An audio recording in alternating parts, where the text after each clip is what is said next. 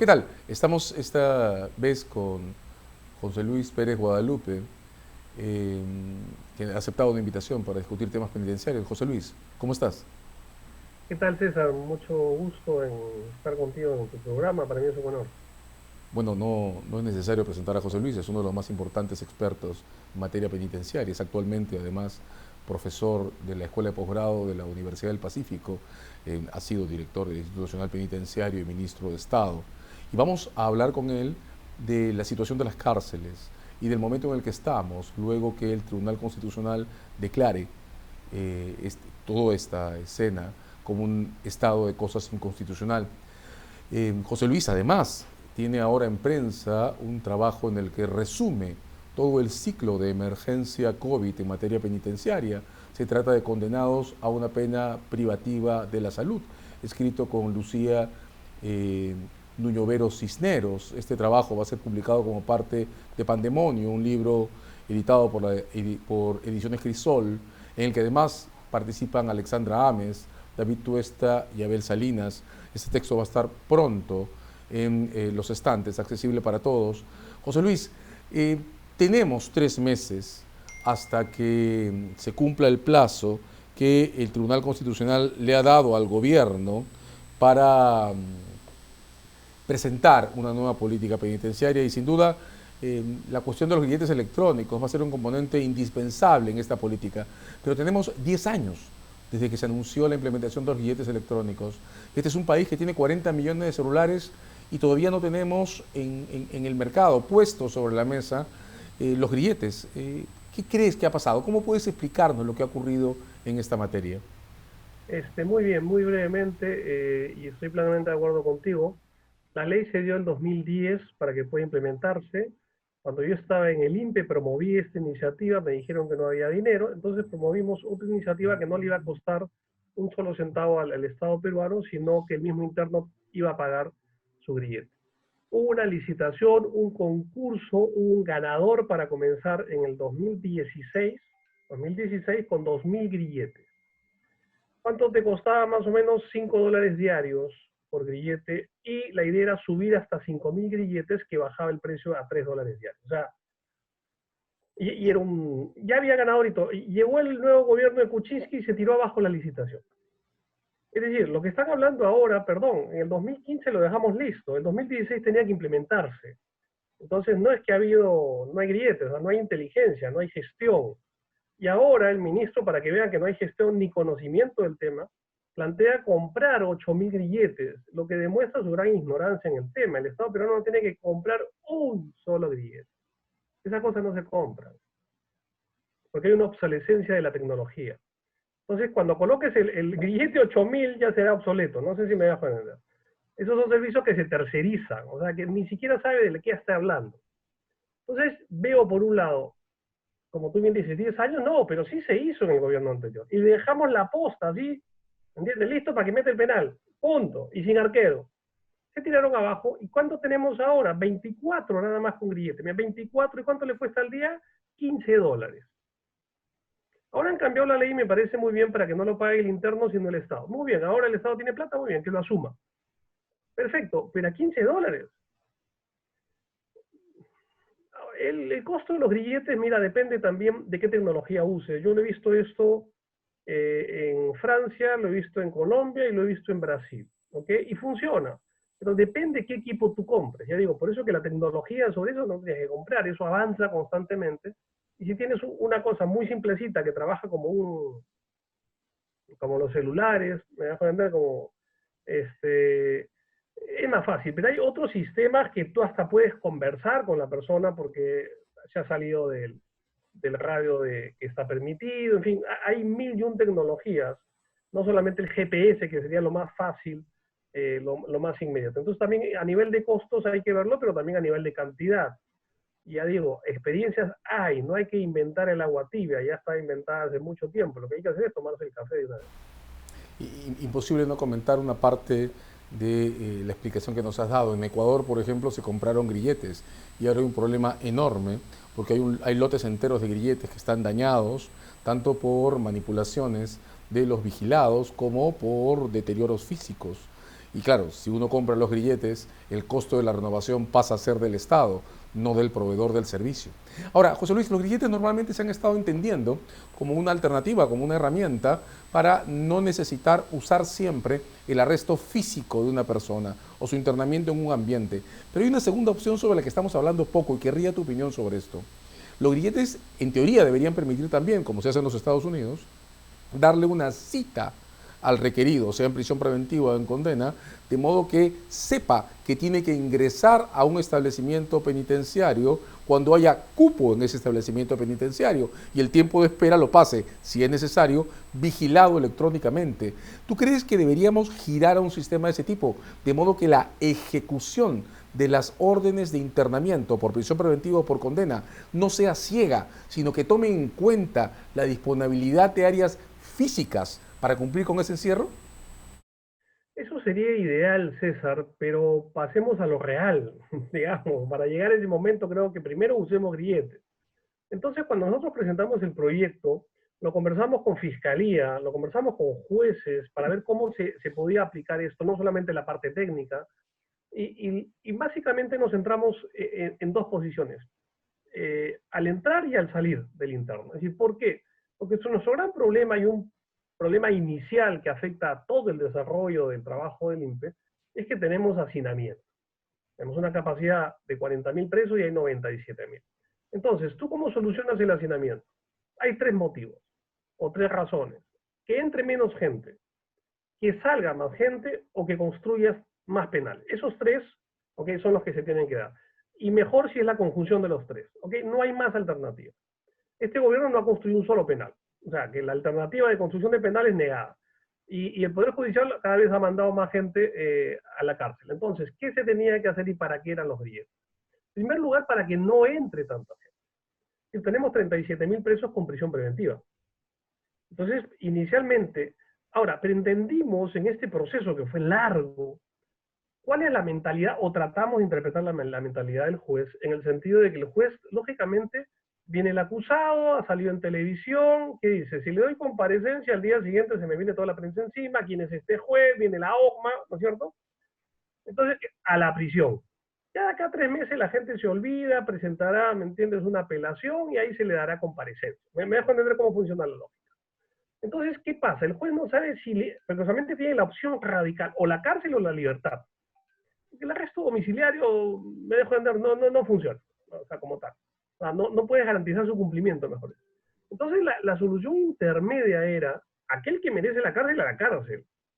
Pero aquel que merece la libertad, a la libertad. Pero en el medio estaban miles de casos donde el juez no sabía a ciencia cierta por el riesgo que si le doy libertad o arresto domiciliario, pueda cometer un delito o pueda ir a buscar a la víctima. Entonces, me da cuenta. Entonces, darle comparecencia restringida, por ejemplo, o arresto domiciliario, pero con grillete, era la mejor alternativa para que no vaya al penal.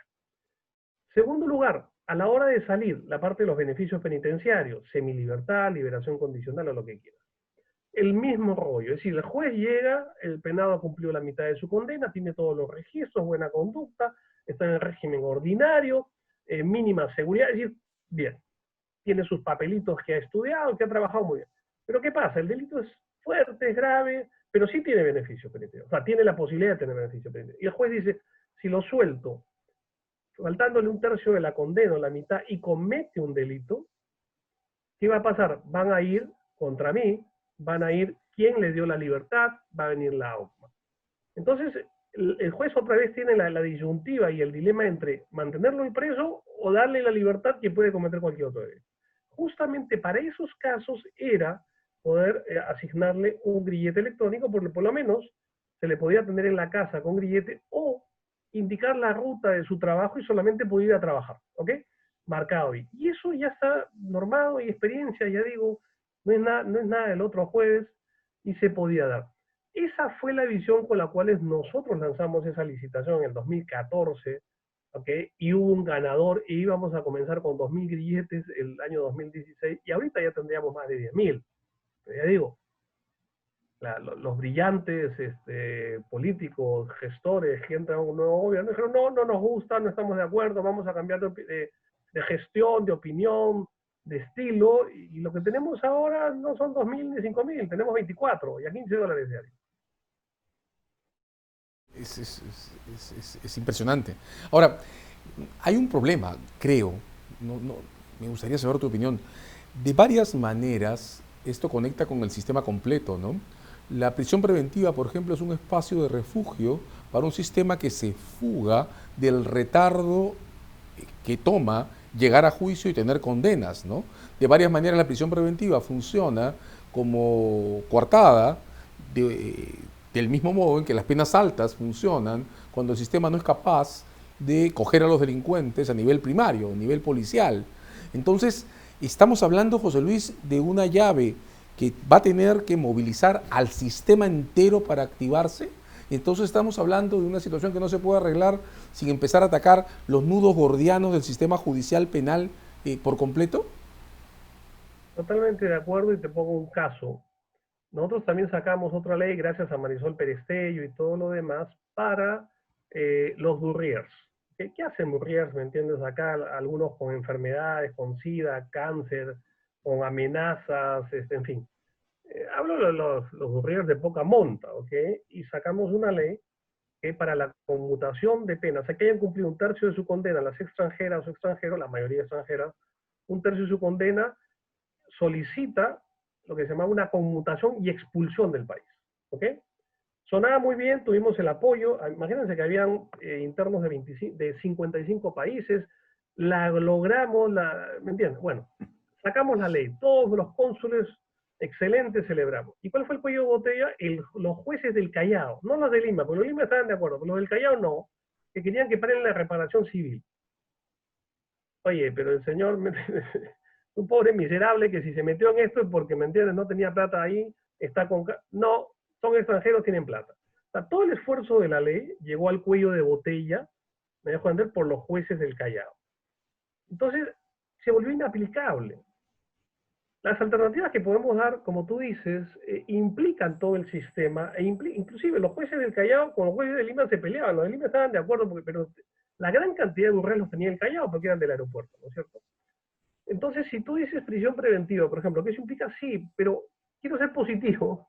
Y justo estaba leyendo un documento que elaboramos en el año 2000 para el jubileo de las cárceles, ¿ok? Y ahí acabo de ver, no me acordaba, que el 37% de los presos, que eran 27.000 en ese momento, el 37% estaba sentenciado.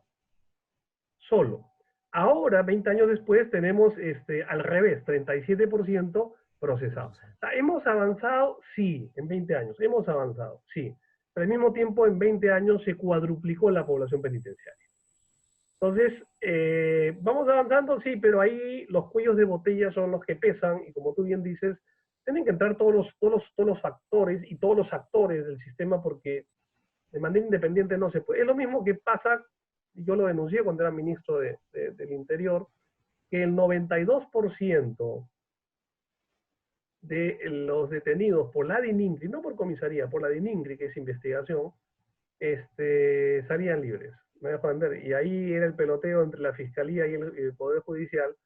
Entonces, si tú no tienes la gran cadena, ¿okay?, de todo el sistema de justicia, no te va a funcionar. Y la policía va a seguir capturando a este sicario con arma de fuego que 2 meses antes ya lo habían capturado también, ¿okay?, robando a tipo raqueteo también con arma de fuego. Entonces, ¿para qué das leyes? ¿Para qué te esfuerzas? Y, ¿me entiendes? ¿Para qué tapas los huecos? Y por acá tienes un gran forado donde se te escapa todo, ¿no? Ahora, José Luis, ahí tenemos una enorme paradoja, ¿no? Porque conforme mejoremos en los indicadores de combate contra la impunidad, el sistema se va a expandir. Como tú acabas de decir, el sistema se ha duplicado en muy pocos años. Ahora, en los números que ya todos conocemos, hemos llegado hasta 97.000 internos con un sistema que logró reimpulsarse hasta los 40.000. Entonces, la pregunta viene casi automáticamente. ¿Necesitamos más cárceles? De todas maneras, a ver, esto hay que entenderlo no solamente como un fenómeno jurídico, sino como un fenómeno social, ¿ok? La visión jurídica y los abogados tienen que entender que su modo de ver la realidad es su modo, bien cuadradito, bien encajonadito, pero que no es la realidad. Entonces, por ejemplo, en criminología, en sociología, hablamos de delincuencia juvenil. Eso sería prohibido para el derecho, porque claro, menores de 18 años no son delincuentes, no han cometido delitos, infractores. Esa terminología, criterio de realidad, no pega para nadie. Entonces, ¿qué tenemos? Más delincuencia como fenómeno social, no solamente como fenómeno jurídico. ¿Me dejo entender? Entonces, más allá de los cambios de leyes, que ya sabemos nuestros congresistas son los que dan las leyes, nuestros jueces y el decano de todos los jueces, yo digo que es Inostroza, Supremo, y que iba a ser el presidente del Poder Judicial, pues ellos son los que aplican la norma. ¿Okay? Entonces, no me refiero a esos posibles fallos que puede haber en el sistema judicial y arbitrariedades y corrupción, sino como sistema social, como sociedad.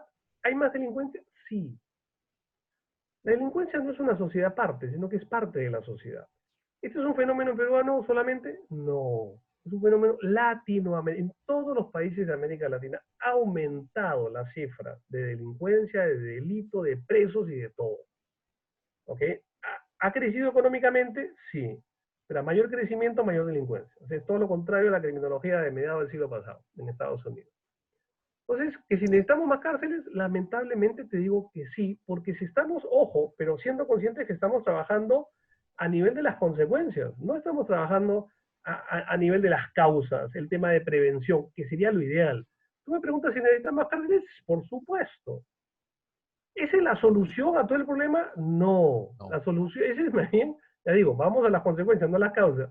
Como decía García de Pablo de Molina, si la policía hiciese bien su trabajo, si la fiscalía hiciese bien su trabajo, si los jueces hicieran bien su trabajo, tendríamos más presos y más cárceles, pero no menos delincuencia. ¿Ok? Entonces, estamos trabajando al final de la cadena, pero no estamos trabajando al comienzo de la cadena. Estamos trabajando en las consecuencias, pero en las causas. El problema es trabajar las causas, primero, que es un trabajo mucho mayor, más integral, pero lo peor, ¿por qué dicen los estados no trabajan ahí? Porque no da réditos políticos. ¿Ok? No da réditos políticos, porque eso no se ve de la noche a la mañana. Los frutos los ves de acá 10, 15, 20, 30 años. ¿Ok? Mientras que los políticos van a buscar mayor inmediatez en ese sentido, y por supuesto los políticos congresistas, que lo único que han hecho es la política criminal de facto del país, más penas por más tiempo y menos beneficio. ¿Y eso qué te ha traído? Más presos por más tiempo, punto. Más presos en las cárceles por más tiempo. De varias maneras tenemos que terminar de reconocer que la expansión del Estado, del sistema económico incluso, trae aparejadas también una expansión de las tasas de criminalidad, ¿verdad? De varias maneras, hacer expandir el Estado y la vigencia de la ley implica también expandir el ámbito en el que es necesario tener espacios de castigo. ¿Qué hacemos con los procesados, José Luis? En este instante utilizamos los mismos centros penitenciarios para personas condenadas y para personas procesadas. Está completamente claro que si no estuvieran en ellos, tampoco se resolvería el problema de sobrepoblación, ¿verdad? Son 37.000, con más o menos 60.000 o casi 60.000 en exceso. Pero los procesados merecen empezar a pensar en un sistema temporal radicado en las municipalidades, en los lugares donde vive la gente. Tiene sentido empezar a pensar en centros transitorios de detención para penas cortas, para vigilar servicios comunitarios, e empezar a introducir a las municipalidades en la organización institucional del castigo. Podemos soñar, ok, podemos plantear ideales, sí, yo creo, eso lo he visto en algunas ciudades de Brasil donde la comunidad se compromete con sus infractores de la ley, una cosa preciosa.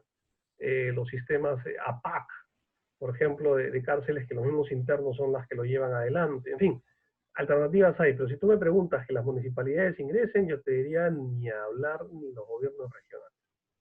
Que ya hemos visto la descentralización, el fracaso que ha sido en muchos aspectos, comenzando por el de salud. Es decir, las regiones no están ejecutando ni siquiera en el ámbito de salud que es prioritario, y lo mismo tenemos en educación.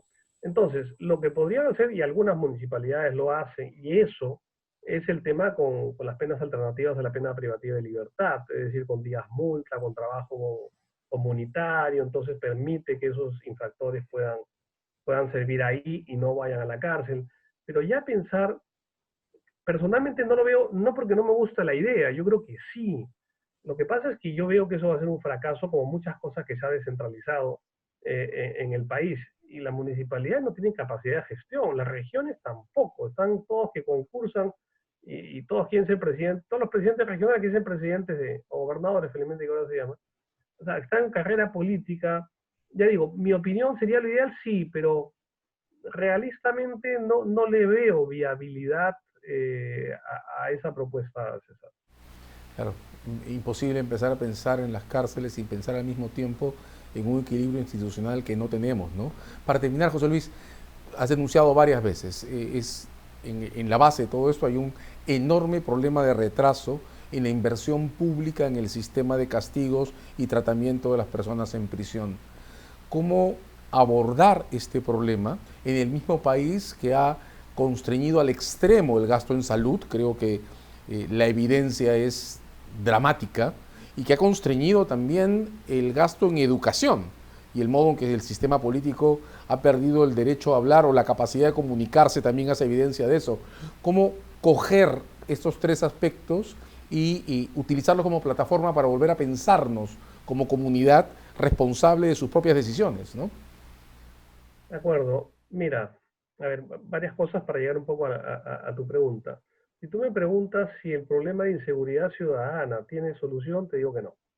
Aquí ni en la China. Puedes reducir, no eliminar, o sea, no solucionas, ¿no? Puedes cambiar los tipos de delincuencia que hay, en fin, está bien.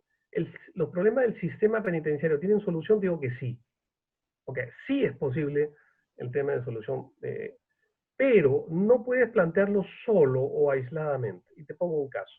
En la gestión anterior, habla que tú hablas de ejecución. En 2014 nosotros llegamos en el INPE históricamente al 100% de ejecución en inversión en el INPE, con cumplimiento de metas, no derivando plata, no comprando cosas, no, con cumplimiento 100% histórico, ¿ok? En 5 años se pudo implementar 10.000 plazas nuevas, ¿ok? Construimos entre nuevos y totalmente remodelados, la remodelación integral que se dice, más o menos unos 10 penales. Es decir, pero miren, esas 10.000 plazas implicaban más de lo que se había hecho en los 20 años anteriores. O sea, se hizo la chamba. Pero si bien ampliamos en 10.000 la capacidad de albergue, hubo 30.000 presos más. No sé si me dejan. O sea, nunca por nunca vamos a llegar a poder asumir todo. Y el Estado no se trata que tiene que construir cárceles y cárceles y cárceles. O sea, es necesario, sí. Pero ¿qué es la solución? No. Es como que tengo un desagüe malogrado en mi casa y yo estoy con un baldecito sacando agua, ¿me entiendes? O sea, ayuda, sí, pero no es la solución. La solución es regular cuánta gente entra a las prisiones, armar todo un sistema también de rehabilitación para que no vuelvan a caer. Eso también, no hablamos de reincidencia, pero sí de reingreso. El 75% de los presos, César, entra por primera vez. Un solo ingreso, el 75% de los presos. 15% más por segunda vez. Y muchas veces eso segunda vez es por el mismo delito, ¿eh? Porque le llega primero prisión preventiva, presenta, después, ¿ok? Apela, en fin, vuelve otra vez y vuelve a la cárcel. Entonces casi un 90% en verdad ha cometido un delito. Si es que lo cometió, porque hay unos 200 al mes presos que salen libres, absueltos. O sea, unos más de 2.000 presos al año presos, absueltos. Entonces, pero fuera de eso, la verdad, la tasa de reingreso, entre comillas, es baja comparado con la gran rotación que hay de presos que, como yo lo planteé el Poder Judicial, me acuerdo, saqué la estadística, me encanta, de los que habían salido en el último año, me acuerdo el 2013, 2014, y un 70% de los que salían de los penales, 70% no habían estado ni siquiera un año. Entonces la pregunta es, ¿para qué entraron? El Poder Judicial se enojó conmigo, perdón, estas son las cifras. Ustedes mandan a la cárcel a gente con menos de un año, que sale, con menos de un año. ¿Para qué los mandan? No tiene sentido. Entonces yo creo el tema es integral, no solamente, como dijo una vez el congresista Mulder, bueno, pues hay que meter más presos a la cárcel y por más tiempo, lo dijo en una comisión, sí. Bueno, ya pues que vayan a la cárcel, así nada, sí, sería el problema de Pérez Guadalupe, pero al menos ya están presos. No es, o sea, me dejo entender, no ganamos nada por una sencilla razón. El 95% de esos presos va a salir en algún momento. Y la pregunta es cómo salen, cómo vuelven a la sociedad. ¿Ok?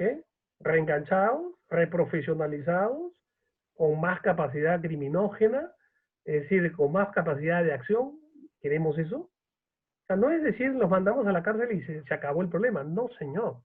El 95% de ellos va a salir. La pregunta es cómo sale, en qué condiciones. Pensar en la sociedad y pensar además en la sociedad que recibe a los presos que ingresan. Muchas gracias. Ha sido José Luis Pérez Guadalupe en esta entrega en Coyuntura, comenzando a andar el camino hacia el cumplimiento del plazo de los 3 meses que el Constitucional le dio al Ejecutivo para responder a esta pregunta a la que José Luis se ha aproximado en esta entrevista: cómo resolver el problema de las prisiones. Muchas gracias. Hasta la próxima entrega. Gracias,